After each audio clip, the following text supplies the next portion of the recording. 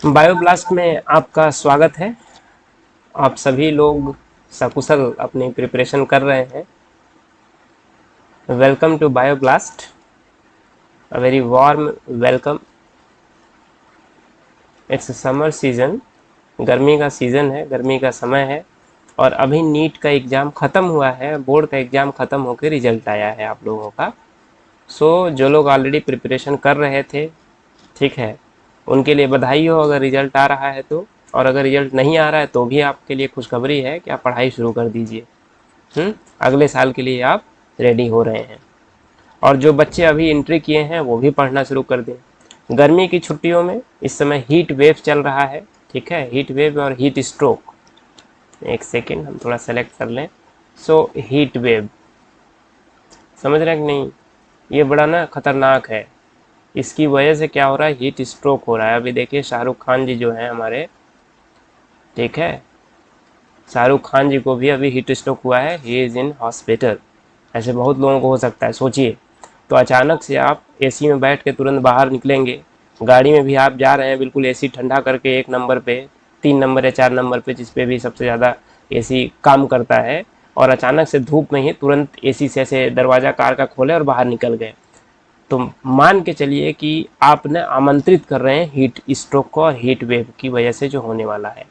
North India में इस समय टेम्परेचर कहीं कहीं दिखा रहा है, आपको पता है कि राजस्थान रीजन में लगभग 50 डिग्री टेम्परेचर पहुंच रहा है, दिल्ली का भी वही हाल है, यूपी में बहुत सारे रीजन का है। फिलहाल गोरखपुर जहाँ से मैं बोल रहा हूँ करेंटली, ठीक है, उस रीजन में आज थोड़ा सा मौसम ठीक था, ठीक है, सुबह सुबह हल्की सी बरसात भी हो गई थी। ओवरऑल ओवरऑल ये माहौल जो है आपको बाहर घूमने का नहीं है, पढ़ने का है। आप किसी कोचिंग में इनरोल हैं तो बेस्ट है, नहीं इनरोल है, कोशिश कर रहे हैं तो इनरोल कराइए, ठीक है, हमारे यहाँ भी आ सकते हैं, लेकिन खैर वो बात की बात है। पहले हमसे आप यहाँ पे बात करें, मुलाकात करें through the chat, through the communication, उसके बाद फिर हम देखेंगे कि आपका सिस्टम क्या है। क्योंकि हमारे यहाँ एक कंडीशन होती है पढ़ने की, कि आपको पढ़ना है। बाकी जगह क्या है, ये कंडीशन नहीं होती है, तो आप बड़े आराम से जाते हैं, मौज मस्ती काटते हैं, और बाद में साल के एंड में आप कोचिंग वालों को ब्लेम करके निकल लेते हैं, ठीक है। यहाँ पर मेरा पर्पज पढ़ाने का है। और अभी आज ही मैंने, ठीक है, स्ट्रेटजी वीडियो अपलोड की थी, तो please do watch that strategy video on my channel, this channel only.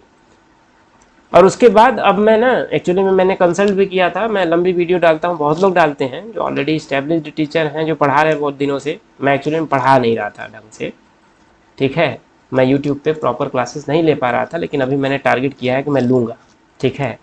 देखते हैं, लेकिन मैं लूँगा क्लासेस ऑलमोस्ट रेगुलर रूटीन में। मैं छोटा ही वीडियो अपलोड करूँगा, लेकिन करूँगा। तो मुझे ये सजेशन मिला है कि मैं ना छोटे वीडियोज़ अपलोड करूँ, छोटे वीडियोज़ अपलोड करूँ। तो मैं कोशिश करूँगा कि वीडियो की लेंथ जो है मैं ना 30 मिनट तक रखूँ, बिलो 30 मिनट, ठीक है, मतलब 20 से 30 मिनट तक की लेंथ रखने की कोशिश में हूँ मैं। बढ़ जाएगा तो देखेंगे कि रिड्यूस कैसे करना, लेकिन रेंज यहीं रखना है मुझे। बाद में कंपाइल करके भी डाल सकते हैं, लेकिन फिलहाल ये है। अभी मैं टॉपिक जो शुरू कर रहा हूँ वो इकोलॉजी का कर रहा हूँ। आप लोगों को थोड़ा आसान लगता है टॉपिक, लेकिन आपको पता है कि इधर से क्वेश्चन का जो नंबर होता है ठीक ठाक होता है, ठीक है। इधर से जो नीट में क्वेश्चन होते हैं, ठीक है, ये ढंग के आते हैं। मतलब आपको लगभग ओवरऑल इकोलॉजी सेक्शन से आप देखिए पीछे का मिला के 8 से 10 क्वेश्चन तक मिल जाते हैं कभी कभी, ठीक है, ज़्यादा या कम इसी रेंज में होगा, ठीक ठाक क्वेश्चन मिल जाते हैं। और ये बहुत अच्छा नंबर है, 2 क्वेश्चन भी कहीं से आ रहा है और टॉपिक आसान कंपेरेटिवली है, तो उसको एकदम रेडी कर लीजिए। तो बच्चे मात कहाँ खाते हैं बायोलॉजी की पढ़ाई में, हमने स्ट्रेटजी में पढ़ाया है, स्ट्रेटजी में बताया है। एक स्ट्रेटजी वीडियो का दूसरा पार्ट फिर से बनाएंगे, जिसमें हम केवल पढ़ने के एस्पेक्ट में बताएंगे कि बच्चे कहाँ धोखा खाते हैं और क्यों खाते हैं। फिलहाल हम इकोलॉजी पे चलते हैं। इकोलॉजी जो यूनिट है, हमको पता है कि नए सिलेबस में एक चैप्टर यहाँ से काट दिया था पॉल्यूशन वाला, तो 3 चैप्टर हैं टोटल पढ़ने के लिए। ऑर्गेनिज्म एंड पॉपुलेशन पहला चैप्टर है, दूसरा चैप्टर है हमारा आपका क्या है, इकोसिस्टम का, और तीसरा चैप्टर है बायोडाइवर्सिटी एंड कंजर्वेशन का। तो हम एक एक करके इसमें टॉपिक समझेंगे। टॉपिक हम पूरा डिटेल में समझेंगे, लेकिन छोटा छोटा। मैं एनसीईआरटी की बुक इसलिए खोला हूँ, बस ये मत सोचिएगा कि मैं पढ़ा नहीं पाऊंगा, इस गलतफहमी में ना रहिएगा। जितना आपको पता है, ठीक है, उससे 100 गुना ज़्यादा मुझे पता है बायोलॉजी में। डू नॉट थिंक इवन कि मतलब मुझे नहीं आएगा, ठीक है, इसलिए मैं खोल के बैठा हूँ, नहीं। पर्पज ये है, क्योंकि मैं अगर रैंडम पढ़ाऊंगा या तो ऐसे बना के पढ़ाऊंगा तो बहुत ज़्यादा पढ़ा सकता हूँ, मैं पढ़ाता जाऊँगा, मैं हो सकता है पूरी डिटेल खोल दूँ, लेकिन कोई ज़रूरत नहीं है। थोड़ा सा इधर उधर हो सकता है, लेकिन मुझे स्टिक रहना है एनसीईआरटी पे, ठीक है। और एनसीईआरटी खोलने का पर्पज़ ये है कि यहाँ की सारी चीज़ें आपको कवर होती जाएँ, ताकि आप जब एनसीईआरटी खोलें ना तो आपको कुछ भी नया ना फील हो, नया ना लगे। क्योंकि प्रॉब्लम यहीं पे होती है बच्चों को, जब इधर उधर से बहुत सारा पढ़ लेते हैं, जब किताब उठाते किताब उठाने का ही मन नहीं करता, उनको लगता है वीडियो देख लें, ये कर ले वो कर ले, लेकिन किताब पढ़ना है भाई, ठीक है। You must read the NCERT, मतलब खुद से, ठीक है। जो सेल्फ रीडिंग है ना, ठीक है, सेल्फ रीडिंग ये बहुत ज़रूरी है। Self reading is must, is must, ठीक है, एनसीईआरटी की, किसकी, एनसीईआरटी की, समझ रहे हैं कि नहीं। और ये टोटल पढ़ाई पता है ना, नीट 2025 या 2025 के लिए हम कर रहे हैं, बाद के लिए भी काम आएगा, सिलेबस सेम ही रहेगा, चेंज होगा तो ऐड हो जाएगा, कोई बात नहीं। सो पहला चैप्टर इस यूनिट का जो है ऑर्गेनिज्म एंड पॉपुलेशन है, ठीक है। सो इसमें भी कुछ कट किया है, फिर भी हम जो दिया है उसी के बेसिस पे पढ़ाई आपकी कराते हैं। थोड़ा आगे चलते हैं, ठीक है। ये नाम आप ध्यान रखिएगा, इनको जो है ना फादर ऑफ इंडियन इकोलॉजी बोलते हैं, रामदेव मिश्रा जी, ठीक है। और इस बात को ध्यान रखिएगा, इन्होंने जो बीएचयू है ना, ठीक है, वहाँ के इकोलॉजी डिपार्टमेंट को, इन्वायरमेंटल साइंस वाले डिपार्टमेंट को डेवलप करने, इस्टेब्लिश करने में बहुत बड़ा रोल है, बहुत इंपॉर्टेंट रोल प्ले किया है, इसीलिए इनको बोलते हैं फादर ऑफ इंडियन इकोलॉजी। तो ये ध्यान रखिएगा। अब आप हमको आंसर बताइए कि इंडिया के लिए ये फादर ऑफ इकोलॉजी है, ठीक है। सो अगर हम इन जनरल बोले कि ओवरऑल वर्ल्ड लेवल पे फादर ऑफ इकोलॉजी कौन है, तो आप बता सकते हैं क्या, ये क्वेश्चन है। ये इंडियन है, लेकिन वैसे कौन है ये बताइए, आप हमको कमेंट सेक्शन में बताइएगा, ठीक है। आंसर पता होना चाहिए आपको, अगर इकोलॉजी पढ़ रहे हैं तो आप इनके बारे में थोड़ा पढ़ लीजिएगा। अब आते हैं हम ऑर्गेनिज्म एंड पॉपुलेशन में। देखिए ऑलरेडी हमारा 5-10 मिनट हो गया होगा, मैं वीडियो को छोटा रखना चाहता हूँ, लेकिन कुछ बताने लगने पे चीज़ें हो जाती हैं ऐसे। Anyway, organisms and population. तो ऑर्गेनिजम्स का मतलब समझते हैं, हम सारे जितने भी धरती पे हैं, धरती पुत्र लोग हैं, पुत्र पुत्रियाँ, पुत्र पुत्रियाँ केवल मनुष्यों की बात नहीं हम कर रहे हैं, केवल ह्यूमन बीइंग की बात नहीं कर रहे हैं, जितने भी लिविंग थिंग्स हैं, ठीक है, लिविंग थिंग्स या लिविंग इंडिविजुअल्स, ठीक है, थिंग्स और इंडिविजुअल्स, ठीक है। अरे कुछ भी, कुत्ता बिल्ली भैंस बकरी, ठीक है, कॉकरोच चींटी, सब ऑर्गेनिज्म है, समझ रहे कि नहीं, सब ऑर्गेनिज्म है। और इन्हीं ऑर्गेनिज्म का मान लीजिए एक ये है, ये है, ये है, मान लीजिए कि ऐसे एंट है, ठीक है। अरे कुछ भी बना लो भाई, ठीक है, चलो मान लो हमने ये मछली बना दी, ठीक है, ऐसे मछली बना दी ना, इधर भी फिंस है इधर भी फिंस है, समझ रहे हैं कि नहीं। एक मछली हो गई, तो क्या हो गया, ये ऑर्गेनिज्म है, सॉरी ऑर्गेनिज्म है। एक सेकेंड, देखिए थोड़ा कभी कभी इसमें लैग कर जाएगा तो माफ़ करिएगा, ठीक है। ये ऑर्गेनिज्म है, या इसको हम इंडिविजुअल बोल रहे हैं, ठीक है, इंडिविजुअल। और इसी का अगर हमने यहाँ पे बढ़ा के मान लीजिए कि इसने पैदा किया अपने कई बच्चे को, ठीक है, इसने कई बच्चों को पैदा किया, ठीक है। तो एक से मान लीजिए कितने हो गए, एक से हमने मान लीजिए 2 या 3 बना दिए या 4 बना दिए, ठीक है। तो ये इनका ग्रुप हो गया ना, जैसे हम व्हाट्सएप पे चैट बनाते हैं ना ग्रुप का, तो भाई उसमें इंसान ही तो होते हैं, आप भी इंसान हैं। और जब उस पर ग्रुप बनाते हैं तो उसमें भी इंसान ही जुड़ते हैं, तो ये क्या हो गया, ग्रुप हो गया। ग्रुप किसका, ग्रुप ऑफ ऑर्गेनिज्म और ग्रुप ऑफ इंडिविजुअल्स, ठीक है, ग्रुप ऑफ इंडिविजुअल। यही ग्रुप ऑफ इंडिविजुअल जो है ये क्या बनाता है, पॉपुलेशन बनाता है, बस ये ध्यान रखना है। जब अकेला है तो ये ऑर्गेनिज्म या इंडिविजुअल है, जब यहाँ से ये ग्रुप बनाता है, तो यहाँ पे देखिए हमने मछली की जगह मछलियों का ग्रुप बनाया है। मछली में हमने बकरी का, कुत्ते का, भेड़ का या किसी और इंसेक्ट का ग्रुपिंग नहीं किया, उनका अलग होगा। मान लीजिए यहाँ पे मनुष्य है, ठीक है, ये आप है, ठीक है, और आपने किसी से शादी की, ठीक है, ये अप्सरा है मतलब आपकी, ठीक है, ये अप्सरा है भाई, सुंदर कन्या, ठीक है, इनसे आपकी शादी हुई, समझ रहे कि नहीं। शादी के बाद आपने एक गोलू मोलू को यहाँ पे पैदा किया, समझ रहे कि नहीं। फ्यूचर में 1 किया, 2 किया, ठीक है। तो ये क्या है, अकेला अगर खाली इंसान रहता तो ये एक इंडिविजुअल हो गया, ठीक है। ये अकेली इंसान रहती तो ये अलग इंडिविजुअल हैं, मतलब सेम चीज़ का। इनका और इनके बच्चे जब एक साथ आ गए तो ये भी क्या बना रहे हैं, पॉपुलेशन बना रहे हैं। लेकिन हम नॉर्मली थोड़ा और बड़े रेंज को हम पॉपुलेशन बोलते हैं, लेकिन ये भी पॉपुलेशन है, group of human beings, group of individual, ठीक है। तो मान लीजिए ऐसे ही 1000, 500 है, 200, 100, 50 इंसानों का ग्रुप है तो उसको हम क्या बोलेंगे, पॉपुलेशन बोलेंगे, ठीक है। ऐसे ही सब में होगा, जितने भी लिविंग ऑर्गेनिज्म है सब में होगा। तो ये डाइवर्सिटी जो देखने को मिलती है हमको इस दुनिया में ना, बड़ी फैसिनेटिंग है। आप कभी खोल के देखिए, इसका पीपीटी जो मैंने बनाया था वो मैं यहाँ दिखा नहीं रहा, आप खोल के बस ऐसे ही देखिए। जितने भी कलरफुल आपको बटरफ्लाई मिलेंगी, ठीक है, जितने भी डिफरेंट टाइप्स के बर्ड्स मिलेंगे, आप जंगल में चले जाइए, कहीं पहाड़ों पे चले जाइए, आपको डिफरेंट टाइप्स के फ्लावर्स देखने को मिलेंगे, मस्त एकदम, ठीक है। यू फील अट्रैक्टेड, बहुत फैसिनेटिंग होता है, बड़ा पीसफुल होता है, सीरीन होता है बिल्कुल, ठीक है। समझ रहे हैं कि नहीं, ये देखने को मिलता है।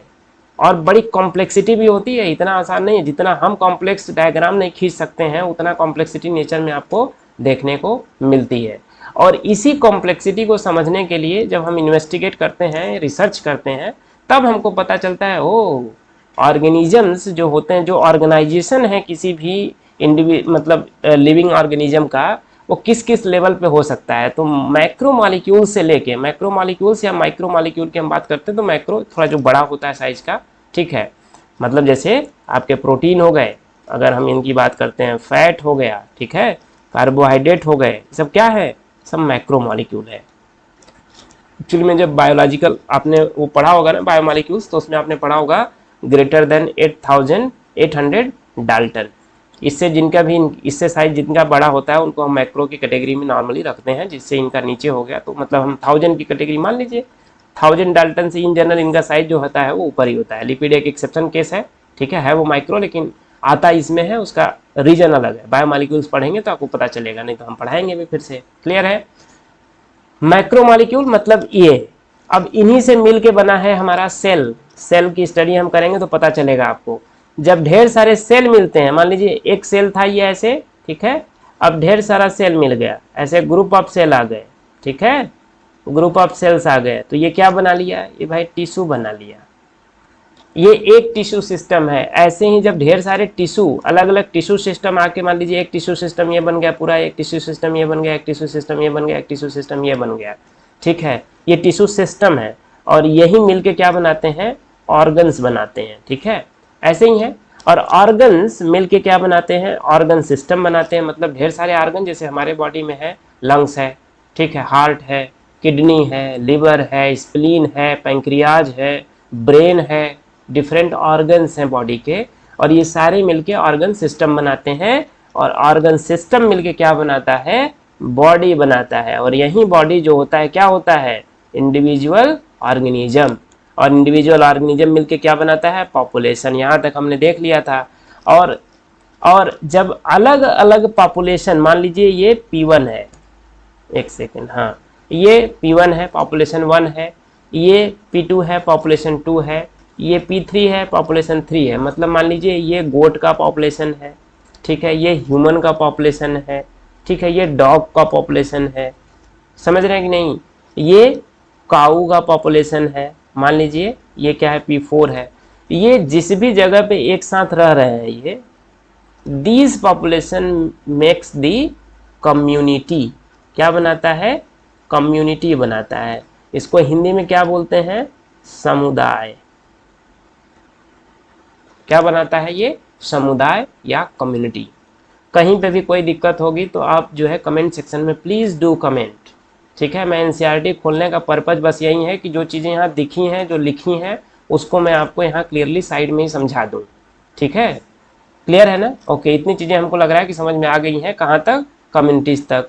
और ऐसे ही ये हमने बड़ा एरिया लिया है, बड़ा एस्पेक्ट लिया है। तो ऐसे ही जब कम्युनिटी, ढेर सारी कम्युनिटी ऐसे मिलती हैं, ठीक है, मतलब एक कम्युनिटी हो गई, मान लीजिए इसको हम सी से रिप्रेजेंट कर रहे हैं। सी का मतलब वो मत समझिएगा आप, ठीक है, आपका वहाँ पे दिमाग तुरंत जाता है।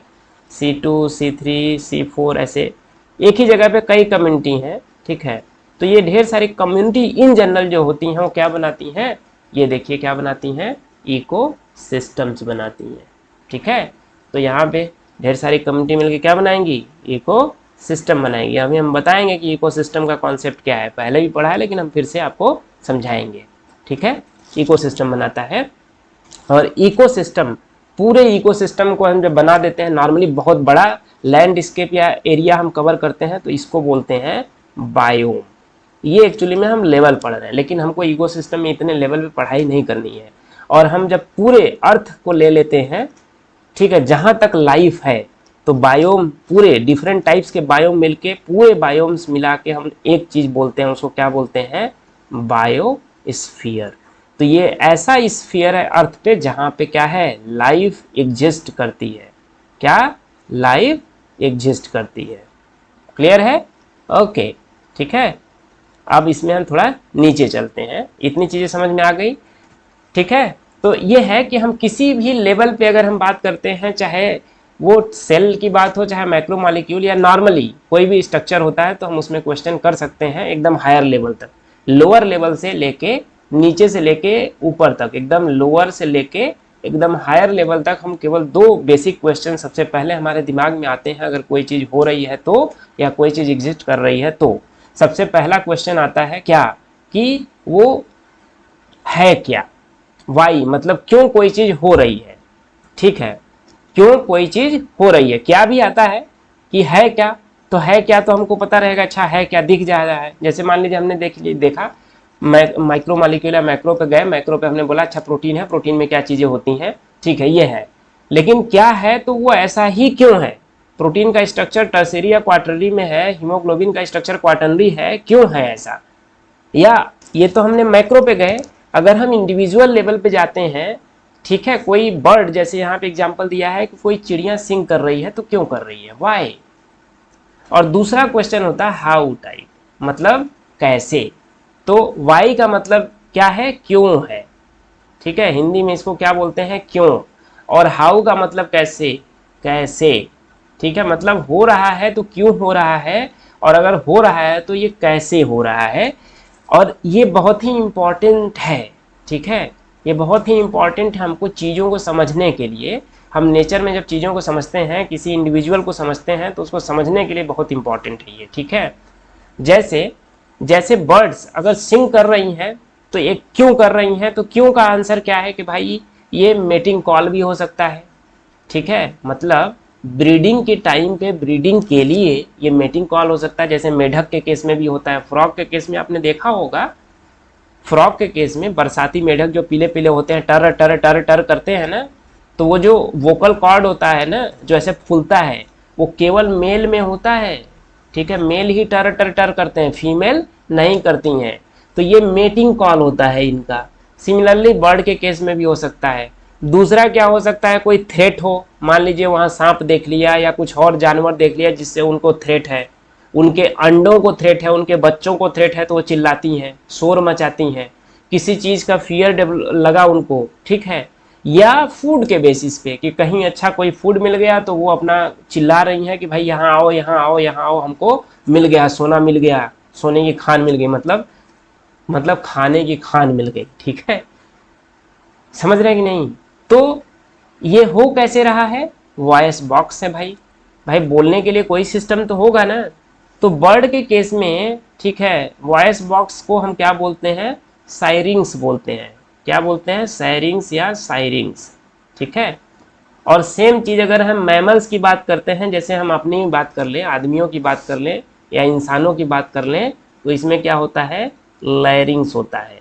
ठीक है, तो आप जब ट्रैकिया का स्ट्रक्चर पढ़ेंगे, या हम एनाटॉमी खुद की पढ़ेंगे, फिजियोलॉजी पढ़ेंगे, एनिमल फिजियोलॉजी, तब उसमें हम समझेंगे कि लैरिंग्स कहाँ लोकेटेड होता है। यहाँ पे हम जब इंडोक्राइन ग्लैंड की भी बात करते हैं, तो लैरिंग्स थोड़ा ट्रैकिया में ना ऊपर साइड में होता है, ये गले में आपको दिखेगा, लेकिन साइरिंग्स का लोकेशन जो होता है वो डीपर होता है थोड़ा, हम वहाँ पे जा नहीं रहे हैं। तो बर्ड्स के केस में स्पेशल टर्म दिया जाता है वॉइस बॉक्स को, साइरिंग्स। तो वॉइस बॉक्स ही वो जगह है जहाँ से ये साउंड क्रिएट होता है, और इस साउंड का यूज जो है कम्युनिकेशन के पर्पज से है, डिफरेंट टाइप्स का कम्युनिकेशन। सिंपल सी बात है, समझ में आया, समझ में आया कि नहीं। ऐसे ही नेचर में आपको बहुत ढेर ढेर सारी चीज़ें दिखेंगी, और इन सारी चीज़ों के पीछे आप ये 2 बेसिक क्वेश्चन जो है उठा सकते हैं, और उसी बेसिक क्वेश्चन को फाइंड करने के लिए हम इन्वेस्टिगेट करते हैं to understand the species and to understand their nature, their habitat and their survival strategy. अगर वो एनिमल है तो, प्लांट है तो। समझ में आया कि नहीं? ये बहुत जरूरी है आपको समझना, ठीक है। मैं थोड़ा स्लो चलता हूं लेकिन बहुत जरूरी है। मैं ये लेक्चर इसी पे खत्म करूंगा, ज्यादा नहीं बढ़ूंगा, लेकिन इधर ही खत्म करूंगा, फिर आगे देखेंगे, ठीक है। दूसरा क्वेश्चन बताते हैं प्लांट के लिए। देखिए जैसे फ्लावर होते हैं ना, रात को खिलने वाले फ्लावर जो होते हैं वो देखेंगे सफेद होते हैं। आपने देखा है रात रानी, रात रानी बहुत खुशबू आती है, ठीक है। रात रानी सुने हैं ना, नाइट ब्लूमिंग फ्लावर, ठीक है। नाइट क्वीन जो होती है, ठीक है, नाइट क्वीन, रात रानी, क्या है ये? रात रानी। ऐसे बहुत सारे फ्लावर होते हैं जो रात को खिलते हैं। यूजुअली नॉर्मली वो क्या होते हैं? वाइट कलर्ड होते हैं। क्या होते हैं? वाइट कलर्ड होते हैं। तो वाइट कलर क्यों होता है भाई इनका? कुछ लॉजिक आप लगा सकते हैं। सबसे इंपॉर्टेंट लॉजिक है, और यही एक लॉजिक है। पहली बात कि जो इंसेक्ट होते हैं ना, इंसेक्ट जो इनको पॉलिनेट करेंगे, भाई फ्लावर का पॉलिनेशन इन जनरल इंसेक्ट से होता है अगर उनके पास नेक्टर है तो, ठीक है। नेक्टर बियरिंग जो फ्लावर्स होते हैं उनका पॉलिनेशन इंसेक्ट से होता है। तो जो रात में फूल खिलते हैं और रात में जो इंसेक्ट उनको पॉलिनेट करने वाले होते हैं, ये ब्लाइंड होते हैं एक्चुअली में, ठीक है। तो इनको दिखता नहीं है, और अगर दिखता नहीं है तो जो प्लांट है वो क्यों अपनी एनर्जी वेस्ट करे? भाई प्लांट को कुछ भी बनाने में एक sufficient amount of substantial amount energy allocate करनी होती है, ठीक है।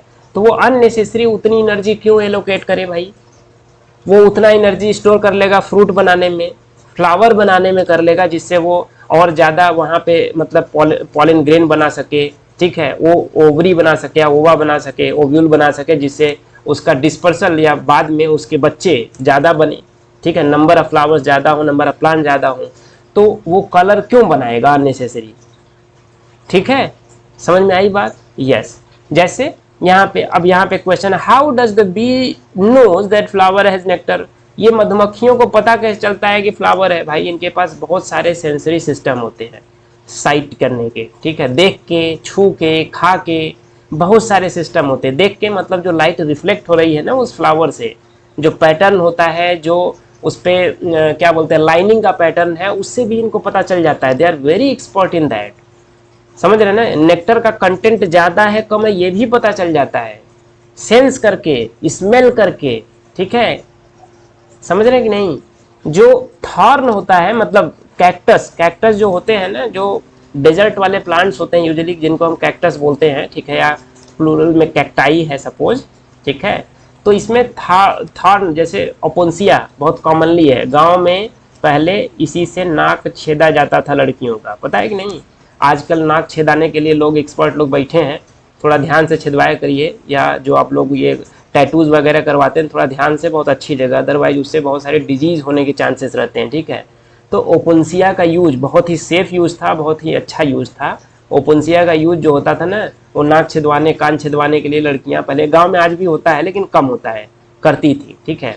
तो ओपुंसिया में कांटे देखे हैं, ठीक है। क्यों होता है ऐसा? थॉर्न क्यों है? तो सबसे एक काम तो इसका प्रोटेक्शन का हो गया। अब कांटा भाई आप जाते हैं तोड़ने, धंस जाता है ना, तो प्रोटेक्शन का हो गया। दूसरा क्या है इसका इंपॉर्टेंस, क्या है? Water conservation. क्या है? Water conservation. भाई भाई यहाँ पे अगर पत्तियां नहीं है, चौड़ी चौड़ी पत्तियां नहीं है, तो पानी जो है क्या होगा? कम रिलीज होगा। ट्रांसपिरेशनल लॉस जो होगा वाटर का वो बहुत कम होगा। समझ रहे हैं कि नहीं? ऐसे ही बहुत सारे क्वेश्चन, जैसे एक क्वेश्चन और दिया है कि how does the chick spurs recognise her own mother? तो बच्चा यहाँ पे जब पैदा होता है, जब वो हैचिंग होती है ना, उस समय उनको नहीं पता होता है मम्मी कौन है। लेकिन जैसे जैसे थोड़ा टाइम बीतता है तो उनको उनके टच से, उनकी स्मेल से जो फेरोमोन रिलीज होता है उससे उनको पता चल जाता है कि उनकी मदर कौन है। जैसे अपने केस में भी, ह्यूमन के केस में, अगर पैदा होते ही किसी बच्चे को हटा दिया जाए उसकी मदर से, दूसरा कोई पाले पोसे, तो उस बच्चे को रियलाइज ही नहीं होगा कि उसकी रियल मदर कौन है। बाद में वो उसी को कंसीडर करेगा जो उनको पाल पोस के बड़ा किया है, ठीक है। वैसे ही उनके केस में होता है। नेचर में हर चीज जो है ना बड़े तरीके से होती है, ठीक है। समझ रहे कि नहीं? तो ये सारी चीजें हमको पढ़ने को, देखने को मिलती हैं कहाँ? हमारे हमारे क्या आसपास ही देखने को मिलती है, हमारे इकोलॉजी जो पोर्शन है, इकोसिस्टम जो है, इन्वायरमेंट है, उसी में देखने को मिलता है। ठीक है, समझ रहे कि नहीं? प्रीवियस क्लास में आपने इकोलॉजी एज ए सब्जेक्ट थोड़ा बहुत पढ़ा है कि इकोलॉजी होता क्या है।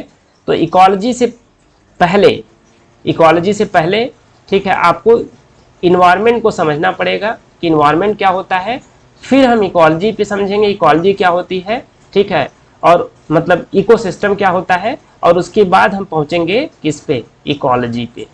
तो ये नेक्स्ट लेक्चर में होगा, क्योंकि ये लेक्चर फिर से लंबा हो जाएगा। तो इसी लेक्चर को कनेक्ट करते हुए